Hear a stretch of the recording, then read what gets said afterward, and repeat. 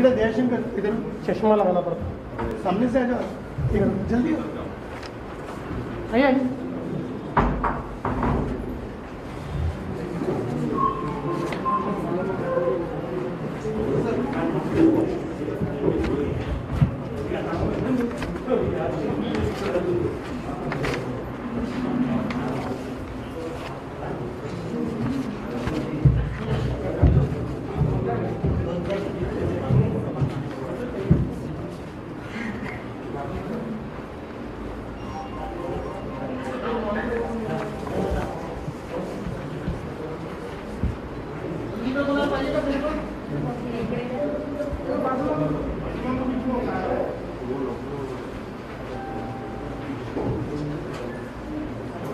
करूया सुरू.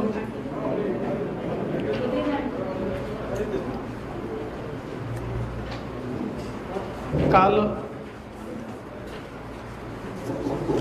भारताच्या संसदेने शेतकरी हितांचे 2 महत्त्वाचे कायदे मंजूर केले. भारताच्या स्वातंत्र्यानंतर शेती आणि शेतकऱ्याला ज्या बंधनामध्ये आपण अडकवून ठेवलं होतं त्या बंधनातनं त्यांना मुक्त करण्याचं काम कालच्या 2 विधेयकांनी या ठिकाणी केलं आहे. हे खरं आहे की ज्या काळामध्ये आपण व्यवस्था उभी केली त्या काळामध्ये कदाचित प्रोटेक्शन करता ती व्यवस्था आपण उभी केली, पण नंतरच्या काळामध्ये ही संपूर्ण व्यवस्था ही अडतियांच्या हातामध्ये गेली आणि शेतकरी आणि बाजार याचा जो संबंध आहे त्या संबंधामध्ये मधली व्यक्ती आल्यामुळे बाजारावरचा शेतकऱ्याचा कंट्रोल गेला. पिकवणारा काय भावाने विकायचं हे ठरवू शकत नाही, पिकवणारा कुठे विकायचं हे ठरवू शकत नाही.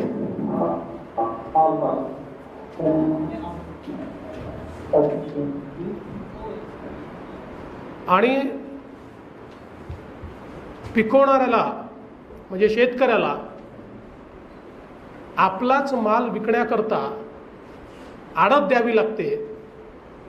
म्हणजे मार्केट प्लेस ज्याला आपण म्हणतो, बाजार, तोही दुसऱ्याच्या कंट्रोलमध्ये, किंमत तीही दुसऱ्याच्या कंट्रोलमध्ये, आणि आपलाच माल विकण्याकरता आणि दुसऱ्याने ठरवलेल्या किमतीवर विकण्याकरता त्याला आडत द्यावी लागते.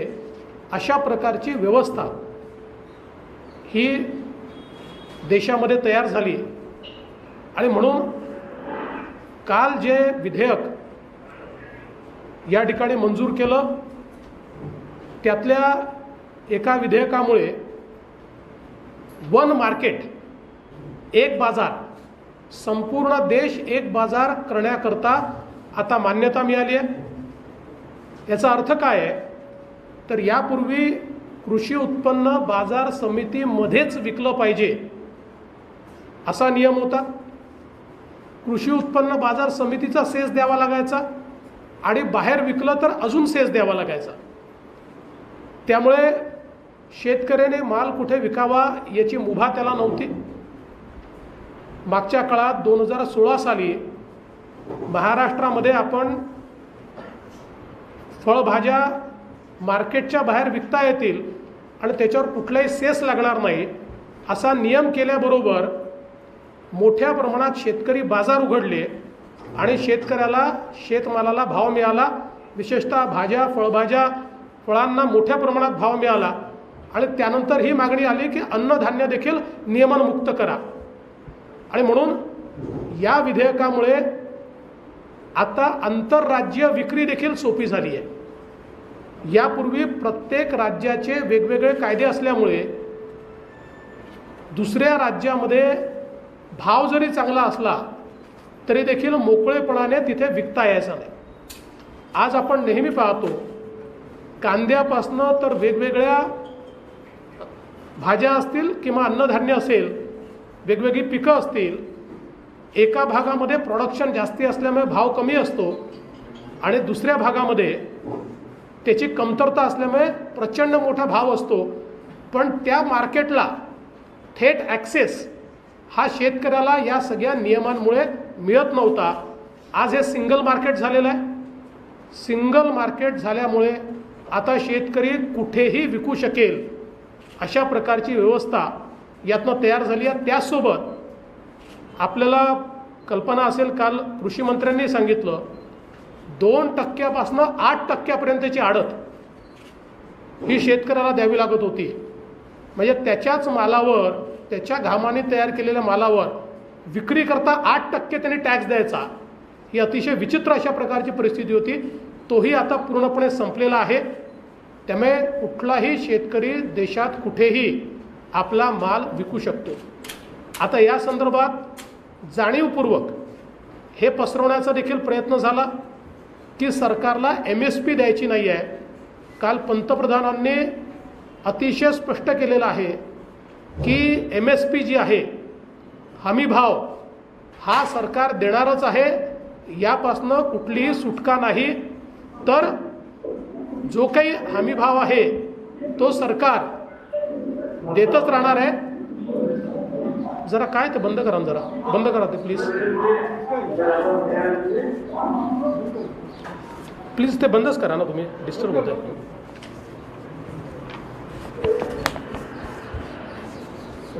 जो काही हमी भाव आहे तो सरकार देणारच आहे. दुसरं, जो कायदा या ठिकाणी तयार करण्यात आला की ज्याच्यामध्ये कंत्राटी पद्धतीनं शेतमाल विकता येईल, याचा अर्थ काय आहे? तर याचा अर्थ असा आहे की व्हॅल्यू चेन्स तयार करता येतील. खाजगी क्षेत्रातले लोक देखील शेतकऱ्याशी करार करून त्याचा माल एका विविक्षित भावामध्ये विकत घेण्याचा करार करू शकतील. आणि याचा सगळ्यात मोठा फायदा काय आहे? तर यामध्ये ज्यांची शेती लहान आहे त्या लहान शेतकऱ्याला आज ट्रान्सपोर्टेशनही परवडत नाही, तो तंत्रज्ञानही वापरू शकत नाही. आणि म्हणून या करार पद्धतीमुळे व्हॅल्यू चेन्स तयार होतील आणि त्या व्हॅल्यू चेन्समधनं मोठ्या प्रमाणात शेतकऱ्यांना त्या ठिकाणी फायदा होईल. आता याच्यामध्ये काँग्रेस आणि काही पक्षांनी आक्षेप घेतले आहेत. त्यांचे आक्षेप किती बेगडी आहेत आणि ही किती मोठी लबाडी आहे.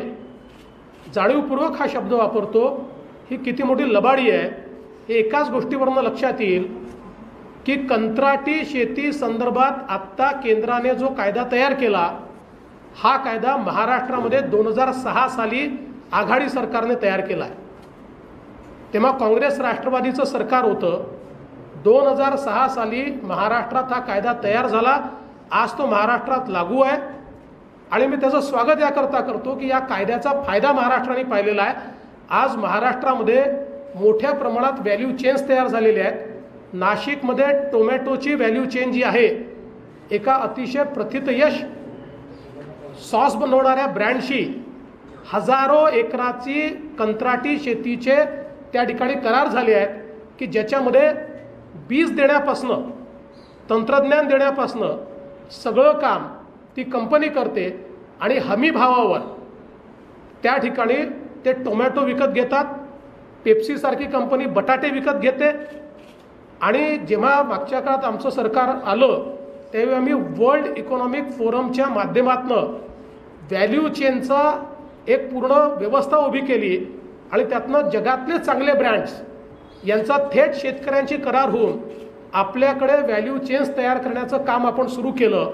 आणि म्हणून महाराष्ट्रामध्ये अशा प्रकारचा कायदा करताना तो कायदा बरोबर आणि देशाकरता तो कायदा झाला तर तो शेतकरी विरोधी हा अतिशय बेगडीपणा आहे.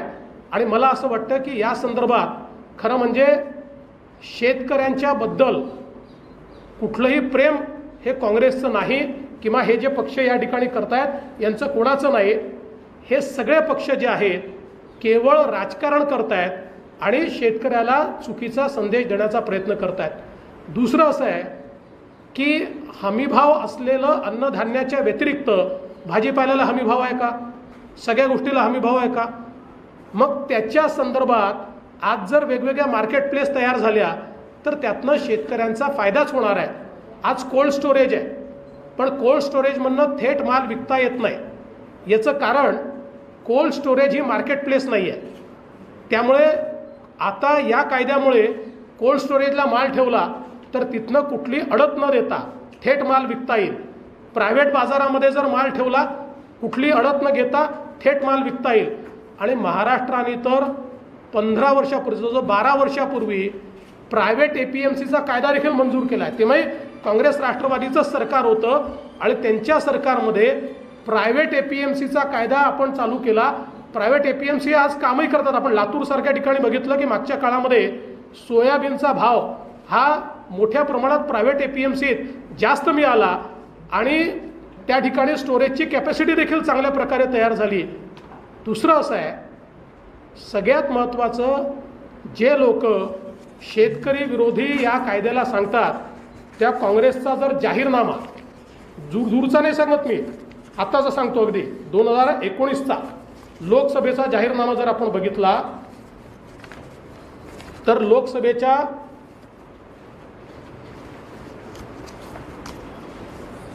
काँग्रेसच्या जाहीरनाम्यामध्ये काय म्हटलंय? शेतमालाच्या निर्यातीवरील तसेच आंतरराज्य व्यापारावरील निर्बंध हटवणार, बाजार समिती कायद्यात दुरुस्ती करणार. कोण म्हणतात? काँग्रेस म्हणतात. मग काल काय केलं? हेच केलं. काल का विरोध केला? केवळ राजकारण म्हणून विरोध केला. शहरात, छोट्या गावात शेतकरी बाजार उघडण्यात येतील, शेतकऱ्यांना मुक्तपणे शेतमालाची विक्री करता येईल. काल काय केलं? हेच केलं. काय विरोध केला? राजकारण म्हणून विरोध केला. देशात सर्वत्र शेतमाल साठवणुकीचे गोदामे, कोल्ड स्टोरेज उभारणी करणार, त्याचबरोबर शेतमालावर प्रक्रियेच्या सुविधा वाढवणार. काल तेच केलं आहे. अत्यावश्यक वस्तू कायदा ECA रद्द करणार. काल काय केलं आहे? अत्यावश्यक वस्तू कायदा रद्द केला आहे.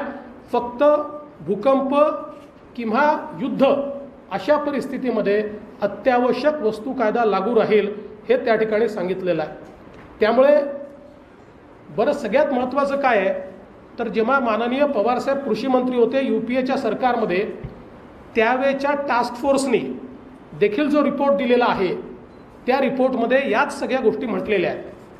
आपण जर 2017चा, आता पंजाबमध्ये आंदोलन चालू आहे काँग्रेसचं, पंजाबच्या 2017ला पंजाबमध्ये काँग्रेसचं सरकार आलं. त्या 2017च्या निवडणुकीचा पंजाब सरकारचा जाहीरनामा, शेतमालाला देशांतर्गत बाजारपेठ मिळावी यासाठी बाजार समिती कायद्यात दुरुस्ती करणार. काल काय केलं? हे केंद्र सरकारने केलं. त्यांनी स्वतः नाही केलं. त्यांनी जे आश्वासन दिलं होतं काँग्रेसने ते मोदी सरकारने पूर्ण केलं. कंत्राटी शेतीसाठी विशेष विभाग सुरू करणार. काल काय केलं? हेच सरकारने केलं. त्यांनी नाही केलं. आश्वासन काँग्रेसचं होतं, पूर्ण कोणी केलं? मोदी सरकारने पूर्ण केलं. शेतमाल विक्री व्यवस्थेत सुधारणा घडवून आणणार, कंत्राटी शेती आणि लँड लिझिंगचे कायदे करणार, कंत्राटी शेतीत शेतकऱ्यांचं हित जपलं जावं यासाठी कायदेशीर यंत्रणा कार्यान्वित करणार. आता ह्याच सगळ्या गोष्टी काल केलेल्या आहेत. सगळ्यात महत्त्वाचं काय आहे तर नीती आयोगाने एक टास्क फोर्स तयार केला होता मुख्यमंत्र्याचा. त्या टास्क फोर्सचा अध्यक्ष मी होतो. या टास्क फोर्समध्ये वेगवेगळ्या राज्यांचे मुख्यमंत्री होते, ज्याच्यामध्ये माननीय कमलनाथजी तत्कालीन मध्य प्रदेशचे मुख्यमंत्री आणि माननीय कुमारस्वामीजी कर्नाटकचे मुख्यमंत्री हे देखील त्या टास्क फोर्समध्ये होते. आणि हे जे तिन्ही कायदे झाले आहेत, या तिन्ही कायद्यांच्या शिफारसी मी अध्यक्ष असलेल्या टास्क फोर्सने त्या ठिकाणी केल्या आहेत. ते एकमताने केले आहेत. आणि मी अगदी स्पष्टपणे सांगतो की त्यावेळी कमलनाथजींनी जे काही मार्गदर्शन केलं ते याहीपेक्षा डायनामिक होतं. म्हणजे त्यांच्या मते तर आपण अजूनही बाजारात सुधारणा केली पाहिजे आणि अजून लिबरलायझेशन केलं पाहिजे, अशा प्रकारचं मत कमलनाथजींनी मांडलं होतं. तेच मत कर्नाटकने देखील मांडलं होतं त्यावेळेस. आणि त्यातनं आम्ही जो रिपोर्ट दिला त्या रिपोर्टच्या आधारावर हे झालेलं आहे. त्यामुळे आपण जर बघितलं, हे दोन्ही कायदे शेतीमध्ये मोठ्या प्रमाणात गुंतवणूक येणार, शेतीमध्ये तंत्रज्ञान येणार, खाजगी गुंतवणुकीला देखील मोठ्या प्रमाणात वाव मिळणार. सगळ्यात महत्त्वाचं फार्म गेट म्हणजे शेतकऱ्याचं शेत, हा देखील बाजार होऊ शकेल. कोल्ड स्टोरेज हा देखील बाजार होऊ शकेल. गोदाम हे देखील बाजार होऊ शकेल. त्यामुळे प्रत्येक ठिकाणी बाजार त्या ठिकाणी तयार होत असल्यामुळे बाजार शेतकऱ्याच्या हातात येणार, अडत गेल्यामुळे शेतकऱ्यावर अडचण येणार नाही आणि इलेक्ट्रॉनिक मार्केटची पण व्यवस्था तयार होते. इलेक्ट्रॉनिक मार्केटच्या व्यवस्थेमुळे शेतकरी आता बाजार समितीच्या नियमनाशिवाय देशातल्या कुठल्याही भागामध्ये जिथे जास्तीत जास्त त्याला भाव मिळतो आहे त्या ठिकाणी आपला शेतमाल विकू शकेल. आणि म्हणून हे क्रांतिकारी कायदे केल्याबद्दल मोदी सरकारचं अतिशय मनपूर्वक मी अभिनंदन करतो. खरं म्हणजे वेगवेगळे लोक आज राजकारणाकरता याचा विरोध करतायत, पण पहिल्या दिवशीपासून मागणी काय होती? स्वामीनाथन आयोग लागू करा. मोदीजींनी स्वामीनाथन आयोग लागू केला आणि MSP स्वामीनाथन प्रमाणे देणं सुरू केलं. त्याच स्वामीनाथन आयोगाने या शिफारसी देखील केलेल्या आहेत. या शिफारसी ज्या आहेत या स्वामीनाथन यांनी देखील केलेल्या आहेत. त्यामुळे मला असं वाटतं हे जे बेगडी या ठिकाणी प्रेम आणि विरोध हा जो काही या कायद्याला होतो आहे, काँग्रेस आणि हे जे पक्ष या ठिकाणी शेतकऱ्यांचं अहित करतायत, शेतकरी विरोधी आहेत आणि सगळ्यात महत्त्वाचं लबाडी करतायत. स्वतः जे म्हणतात ते ज्यावेळेस प्रत्यक्षात होत आहे त्याचा विरोध करतायत. आणि कालचं राज्यसभेतलं जे वर्तन होतं ते अतिशय निंदनीय अशा प्रकारचं वर्तन होतं. किमान देशाच्या संसदेमध्ये आत्तापर्यंत विधानसभांमध्ये आपण असं वर्तन कधी कधी बघितलं जे निंदनीयच आहे, पण देशाच्या संसदेत असं वर्तन कधी पाहायला मिळत नव्हतं. ते वर्तन देखील या ठिकाणी पाहायला मिळालं. काँग्रेस, तृणमूल काँग्रेस किंवा त्यांचे सगळे सहयोगी पक्ष खालच्या स्तराला जाऊन हे काम करतायत, पण जनता आणि विशेषतः शेतकरी हा माननीय मोदीजींसोबत आहे, हा या रिफॉर्मसोबत आहे आणि त्यातनं येत्या काळामध्ये शेतकऱ्याचं भलंच होईल असं माझं मत आहे. कल संसद ने जो 2 बिल पास किए ये पूरे तरीके से किसानों के हित के बिल है. विशेष रूप से लीजिंग के संदर्भ का जो बिल यहाँ पर आया और जिसमें एक प्रकार से कॉन्ट्रैक्ट फार्मिंग हम कर सकते हैं, ये जो बिल है इसके कारण छोटे किसान को फ़ायदा होगा. बड़े पैमाने पर क्रॉप वैल्यू चेन तैयार हो पाएगी. इसमें पूंजी बड़े पैमाने पर आएगी, निजी क्षेत्र की भी पूंजी आएगी जो छोटे किसान को कभी नहीं मिल सकती, ऐसी पूंजी भी आएगी और इससे किसानों को बहुत ज़्यादा फ़ायदा होगा. इसके साथ साथ अभी जो बाजार समितियां हैं उसमें जिस प्रकार से किसानों को टैक्स देना पड़ता है, सेस देना पड़ता है, आज परिस्थिति ऐसी है किसान उपज के लिए अपनी मेहनत करता है लेकिन किसान की उपज कहाँ बेची जाए इस पर किसान का कंट्रोल नहीं, कितने पैसे में बेची जाए इस पर किसान का कंट्रोल नहीं, और अपनी ही उपज बेचने के लिए किसानों को टैक्स देना पड़ता है. इस प्रकार की परिस्थिति थी. कल के बिल ने इन तीनों परिस्थितियों को समाप्त कर दिया. अब किसान को यह अधिकार आया है कि वो कहीं पर भी अपना माल बेच सकता है. कहाँ बेचना ये किसान तय करेगा, किस कीमत पर बेचना है, क्योंकि सिंगल मार्केट हुआ है तो देश के किसी भी कोने में बिना रोक टोक के किसान अपना माल बेच सकता है. तो कहाँ बेचना है ये भी किसान तय करेगा और इसके साथ साथ इसकी कीमत भी किसान तय करेगा. और अब किसान को इस पर कोई टैक्स या सेस नहीं देना पड़ेगा. कई जगह तो 8% तक टैक्स अपने ही माल पर किसानों को देना पड़ता था, अब ये नहीं देना पड़ेगा. इसलिए ये दोनों बिल क्रांतिकारी है. इन बिल्स पर, इन विधेयकों पर, इन कानूनों पर जिस प्रकार की राजनीति कांग्रेस ने की है इससे कांग्रेस का असली चेहरा बेनकाब हुआ है. क्योंकि जो कॉन्ट्रैक्ट फार्मिंग का एक्ट है 2006 में महाराष्ट्र में जब कांग्रेस और एनसीपी की सरकार थी तभी महाराष्ट्र ने इस कानून को लागू किया है और महाराष्ट्र में आज बड़े अच्छे तरीके से वैल्यू चेन्स तैयार हुई है. नासिक में हम देख सकते हैं टोमेटो वैल्यू चेन है, पोटैटो वैल्यू चेन है, आलू की वैल्यू चेन, पेप्सी जैसी कंपनियों ने उसमें निवेश किया है और किसानों को उसका मुनाफा मिल रहा है. सबसे बड़ी बात यह है कि इसमें किसी भी प्रकार से किसान की खेती पर वो कब्जा नहीं कर सकते। जो किसान के साथ कॉन्ट्रैक्ट हुआ है, कंपनी को अगर उसमें नुकसान हुआ तब भी उतने पैसे देने पड़ेंगे, लेकिन अगर तय से ज़्यादा मुनाफा हुआ तो उसमें किसानों को हिस्सा देना पड़ेगा।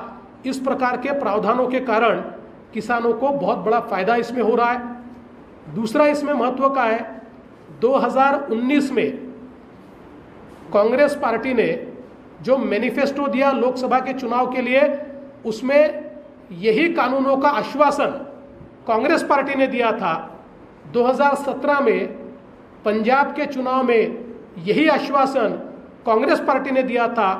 अपने आश्वासनों को वो पंजाब में पूरा नहीं कर पाई, किंतु देश में उन आश्वासनों को मोदी जी की सरकार ने लागू किया, तो इसका वो विरोध कर रहे हैं। ये मुझे लगता है बिल्कुल एक प्रकार से उनका किसान विरोधी चेहरा ये सामने आया है। सबसे महत्व की बात है, एमएसपी का जो मसला है उसमें बिल्कुल साफ कह दिया गया है, प्रधानमंत्री जी ने एमएसपी की व्यवस्था चालू रहेगी। और हम महाराष्ट्र इसका उदाहरण है, महाराष्ट्र में प्राइवेट एपीएमसी का कानून पास हो गया, महाराष्ट्र में कॉन्ट्रैक्ट फार्मिंग का कानून पास हो गया, फिर भी एमएसपी की केंद्र की व्यवस्था यहाँ चालू है। वैसी ही व्यवस्था देश में शुरू होगी। देश का बाजार और फसलों की कीमतें ये किसानों के हाथ में देने का ये कानून तैयार हुआ है।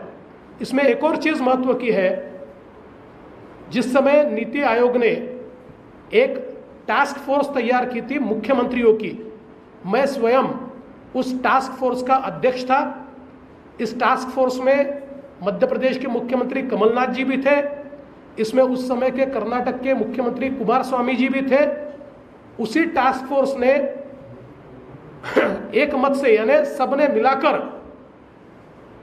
ये जो सारे रिकमेंडेशंस दिए हैं, उन रिकमेंडेशंस के आधार पर ही ये कानून आए हैं। और उस समय मुझे याद है, उसमें कमलनाथ जी ने बहुत अच्छा मार्गदर्शन भी किया था, और इससे भी ज़्यादा लिबरलाइजेशन होना चाहिए, इस प्रकार की बात कमलनाथ जी ने कही थी। तो मुझे लगता है अभी कांग्रेस पार्टी कोरी राजनीति इस सारे मसले पर कर रही है, किसानों को गुमराह कर रही है, और जिस प्रकार की नीति कांग्रेस की है ये किसानों के हित में नहीं है। किसानों को दाम मिलता है, किसानों को मार्केट मिलता है, इसका विरोध करना ये कांग्रेस की किसान विरोधी नीति है। हम कांग्रेस की किसान विरोधी नीति का और कांग्रेस के साथ साथ जो पार्टियां इसमें विरोध कर रही है, उन सारी पार्टियों की किसान विरोधी नीतियों का हम लोग यहाँ पर निषेध करते, उसकी भत्सना करते। देवेंद्र जी, कभी बिहार और मध्य प्रदेश में कुछ जगह पे चुनाव है, तो आपको नहीं लगता कि हाई रिस्क है, ये किसान विरोध कर रहे हैं इसका? आपकी जानकारी के लिए, कृषि उत्पन्न बाजार समिति को सबसे पहले लिबरलाइज करके समाप्त करने वाला बिहार है। बिहार ने ये काम 15 साल 18 साल पहले किया हुआ है, इसलिए वहाँ ये मसला ही नहीं है। और हमारे लिए ये कोई चुनाव का मसला नहीं है, हमारे लिए ये किसानों के हित का मसला है। और हम कांग्रेस को एक्सपोज करके रहेंगे, क्योंकि जो मांग कांग्रेस करती थी, अगर वो मांग पूरी होती है और कांग्रेस का विरोध करती है, हम कांग्रेस को बेनकाब करेंगे। मैं तो मानता हूँ कांग्रेस हो या आरजेडी हो, जैसे बिहार में आरजेडी है, तो बिहार में और मध्य प्रदेश में कांग्रेस हो या आरजेडी हो, ये बेनकाब होंगे किसानों के सामने।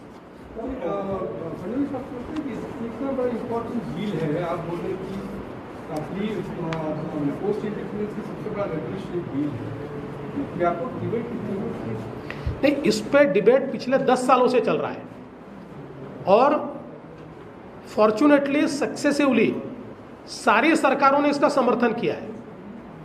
ये बड़ा आश्चर्य है कि सरकार में होते समय ये समर्थन करते हैं और सरकार से बाहर जाने के बाद इसका विरोध करते हैं। क्योंकि मैंने कहा, कांग्रेस के समय की टास्क फोर्स ने इसका समर्थन किया, स्वामीनाथन आयोग ने इसका समर्थन किया, जो एक दूसरी टास्क फोर्स बनी उसने समर्थन किया, और उसके बाद जो मेरे अंडर मुझे प्रमुख बनाकर जो नीति आयोग की कमेटी हुई उसने इसका समर्थन किया। तो ये एक बहुत लंबे डिबेट के बाद ये सारा आया हुआ है, और ये कांग्रेस को पता है। देखिए, कांग्रेस ज़मीन तलाश रही है। अभी कांग्रेस को ये लगता है कि जब उनके साथ कोई नहीं आ रहा, तो उनको लगता है कि हम बरगलाने वाली बातें कहे, हम रोज़ झूठ कहे, इससे लोग बरगला कर हमारे साथ आएंगे। कांग्रेस एक बहुत बड़ा धोखा कर रही है।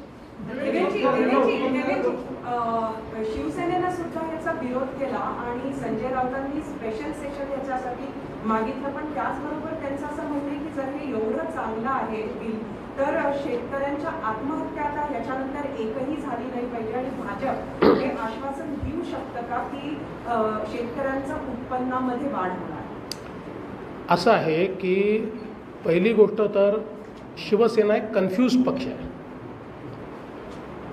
याचं कारण लोकसभेतली त्यांची भूमिका वेगळी होती आणि राज्यसभेतली त्यांची भूमिका वेगळी आहे. पण यात नवल काही नाही आहे. शिवसेनेला ही सवय आहे.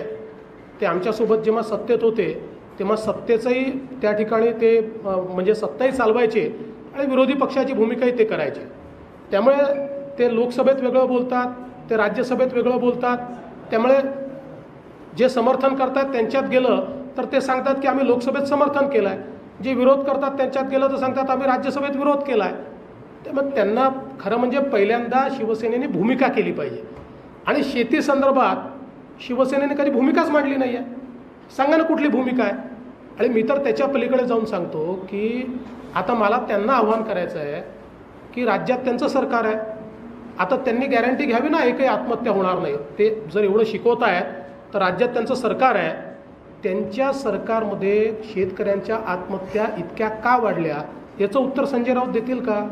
निव्वळ राजकारण करायचं कधीतरी सोडलं पाहिजे आणि शेतकऱ्यांकरता ठाम भूमिका ही कधीतरी शिवसेनेने घेतली पाहिजे असं आमचं मत आहे. तर काँग्रेसचं फ्रेम वेगळी आहे पण आपल्या सहयोगी पक्षातील एका नेत्यांनी राजीनामा दिला त्यांचं फ्रेम का? अर्थातच याचं कारण असं आहे की याचा सगळ्यात मोठा फायदा पंजाबच्या शेतकऱ्यांना होणार आहे. पंजाबमध्ये 8% सेस हा शेतकऱ्याला द्यावा लागतो. म्हणजे त्याच्या मालावर 8% पैसा त्या ठिकाणी बाजार समित्या घेऊन राहिल्यात. आणि दुर्दैवाने याला विरोध करणारे कोण आहेत? ज्यांच्या हाती बाजार समित्या. आता शेतकरी महत्त्वाचा आहे की बाजार समित्या महत्त्वाच्या आहेत?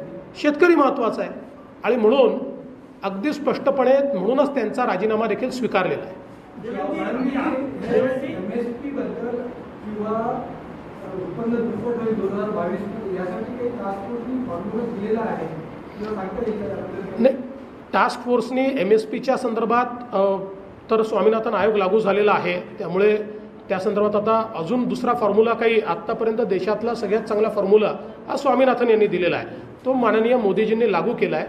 याच्या व्यतिरिक्त टास्क फोर्ससमोर काही मुद्दे होते, काही त्याचे टर्म्स ऑफ रेफरन्सेस होते. त्या टर्म्स ऑफ रेफरन्समध्ये उत्पन्न दुप्पट करण्याचे टर्म्स ऑफ रेफरन्स होता. त्याकरताच ज्या वेगवेगळ्या सुधारणा सांगितल्या त्यातल्या या 3 सुधारणा या सरकारने स्वीकृत केल्या आहेत. अजूनही काही सुधारणा आहेत त्या लवकरच समोर येतील.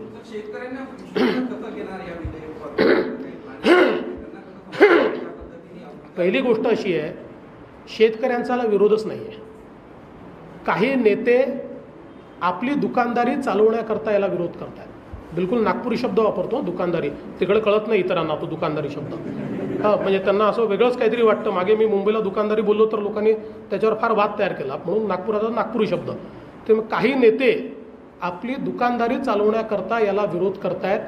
शेतकऱ्यांना माहिती आहे. काल आपण शेतकऱ्यांच्या प्रतिक्रिया ऐकल्या असतील. अनेक शेतकऱ्यांनी त्यावेळी त्या ठिकाणी प्रतिक्रिया दिल्या आहेत आणि अगदी पॉझिटिव्ह दिल्या आहेत. आणि सगळ्यात महत्त्वाचं शेतकऱ्यांच्या लक्षात आलं की महाराष्ट्रात आमच्या काळात ज्यावेळेस आम्ही नियमनाच्या बाहेर विक्रीची परवानगी दिली इतका प्रचंड फायदा शेतकऱ्यांना झाला. आणि त्यानंतर मग शेतकरी सगळ्या नेत्यांकडे गेले आणि त्यांना सांगितलं की आता अन्नधान्यही बाजार समितीच्या बाहेर काढायची परवानगी दिली.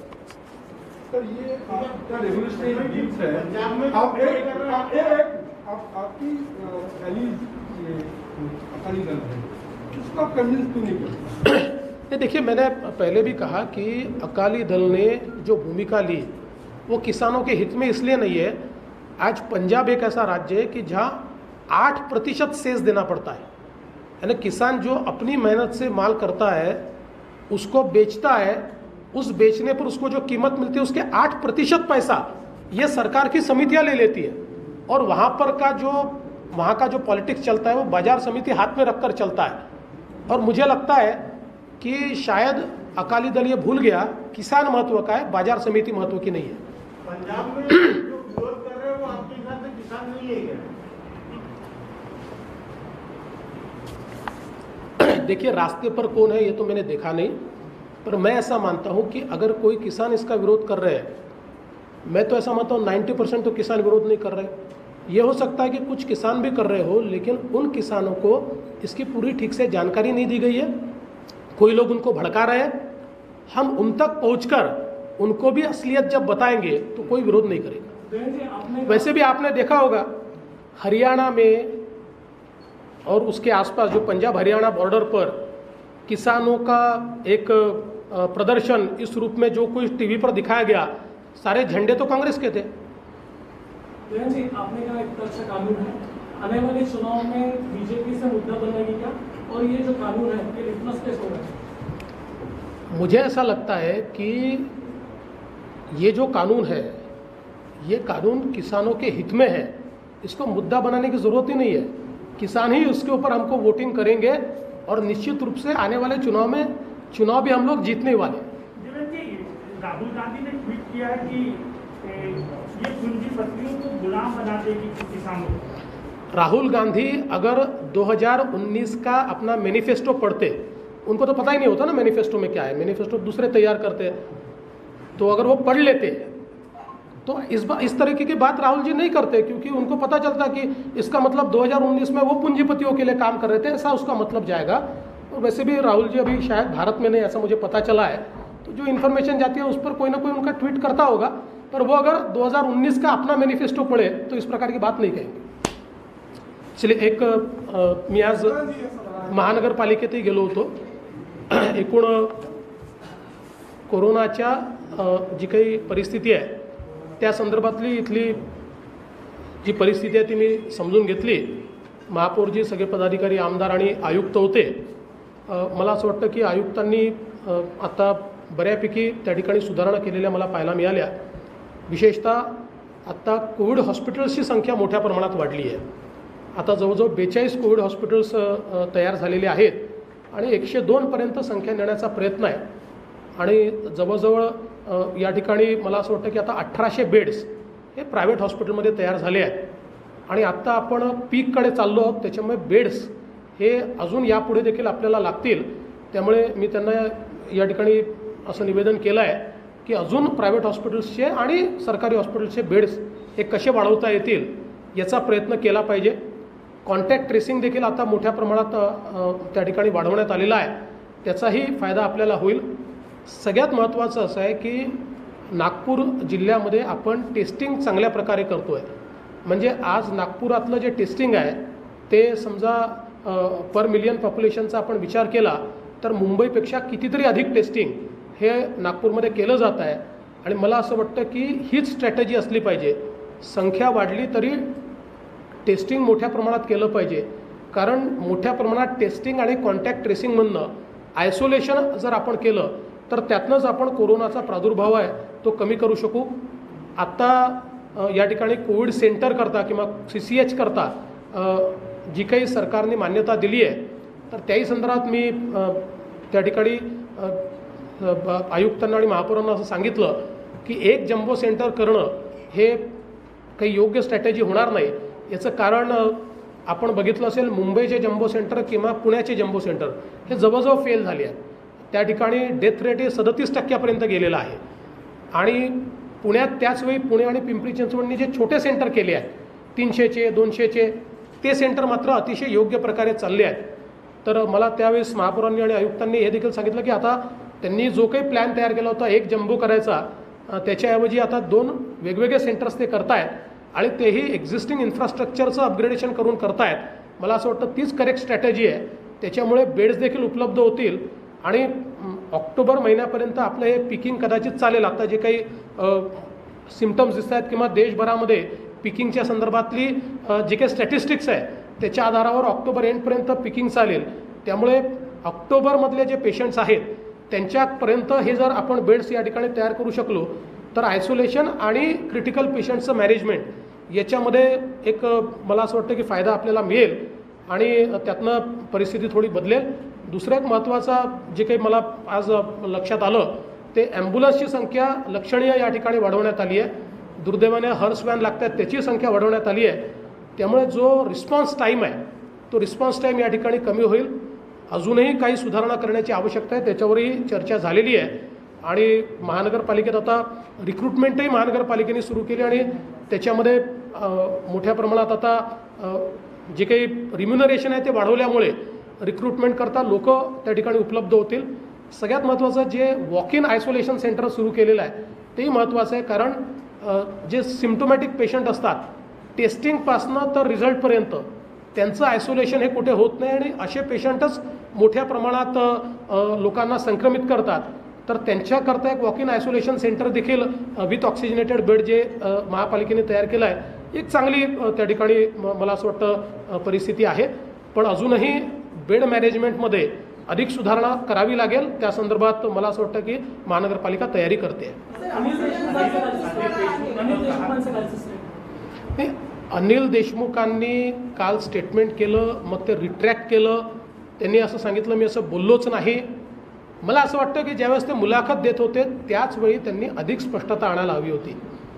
महाराष्ट्राच्या इतिहासामध्ये कोणत्याही गृहमंत्र्याने आपल्या पोलिसांवर आजवर इतका अविश्वास दाखवलेला नाही. आणि सगळ्यात महत्त्वाचं असं आहे, पोलीस कुठल्या पक्षाचे नसतात. आम्ही सत्तेत आलो त्यावेळेस 15 वर्ष काँग्रेस राष्ट्रवादीचं राज्य होतं, तेच पोलीस होते. परंतु त्याच पोलिसांना सोबत घेऊन आम्ही उत्तम काम करण्याचा प्रयत्न केला. कारण शेवटी सरकार जे सांगतं ते पोलिसांना ऐकावं लागतं आणि त्यानुसार पोलीस काम करत असतं. काही ठिकाणी त्यांना प्रोफेशनली सगळे अधिकार आहेत आणि म्हणून मला असं वाटतं की हे उद्गार जे त्यांनी काढले आहेत, आता ते म्हणतात मी काढलेले नाही आहेत, आपण त्यांना बेनिफिट ऑफ डाऊट देऊ की त्यांनी ते काढलेले नसतील, पण त्यांच्या बोलण्याचा तसा अर्थ निघणं हे देखील योग्य नाही आहे. आपल्या पोलिसांवर असा अविश्वास तुम्ही दाखवता आणि मग दुसऱ्यांनी आपल्या पोलिसांना काही म्हटलं तर त्यातनं मात्र महाराष्ट्राचा अपमान होतो. त्यामुळे मला असं वाटतं की त्यांनी तोलून मापून बोललं पाहिजे आणि विशेषतः पोलिसांवर अविश्वास दाखवणं हे योग्य नाही आहे. दुसरं एक अजून मला त्या बातमीत वाचायला मिळालं, ते बोलले आहेत की नाही मी त्यांचा इंटरव्ह्यू बघितलेला नाही, पण त्यात मला असं वाचायला मिळालं की टेलिफोन टॅपिंगच्या संदर्भातले अधिकार हे आता गृहमंत्र्यांनी स्वतःकडे घेतलेले आहेत.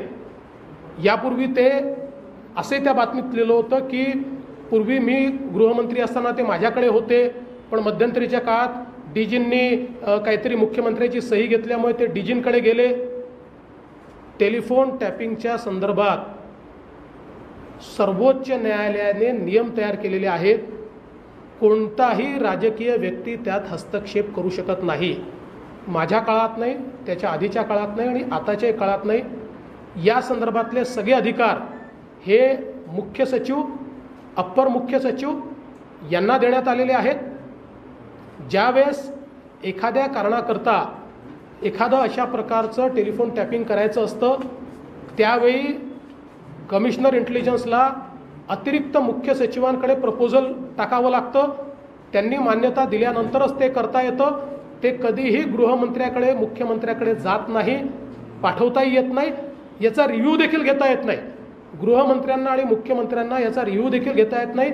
याचा रिव्ह्यू घेण्याचे अधिकारही केवळ आणि केवळ मुख्य सचिवांना देण्यात आलेले आहेत. त्यामुळे ही जर बातमी जी मी वाचली ती खरी असेल तर सुप्रीम कोर्टाच्या निर्णयाच्या विरुद्ध हे काम होत आहे. त्यामुळे माझा त्यांना सल्ला असेल, त्यांना नको असेल तरी सांगतो आणि विरोधी पक्षाचा नेता म्हणूनही सांगतो, अशा प्रकारचे अधिकार त्यांनी घेतले असतील तर ते सुप्रीम कोर्टाच्या कायद्याचं उल्लंघन आहे. असे अधिकार त्यांना घेता येणार नाही. सर, सामनामध्ये आज छापून आलं की पहाटेचं सरकार वाचवण्यासाठी काही अधिकारी धडपड करत होते. सामनामध्ये रोज काहीतरी छापून येतं, त्याच्यावर थोडी रिॲक्शन द्यायची असते. त्यांना कामच काय, रोज त्यांना लिहायचंच आहे की नाही.